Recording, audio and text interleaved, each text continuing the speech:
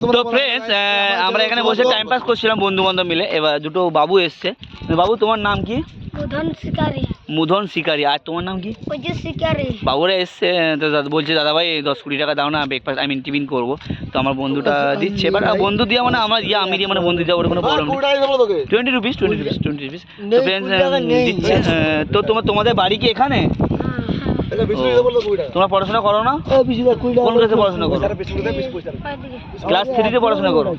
তো তুমি তোমার লাইফে কি করতে চাও? আমি যে অনেক মানুষ, অনেক ছেলে আছে, অনেক মানুষ, অনেক মেয়ে আছে যে আমি পড়াশোনা করে আমি মিলিটারি বা কোনো কিছু জব করতে চাই বা কোনো কিছু করতে।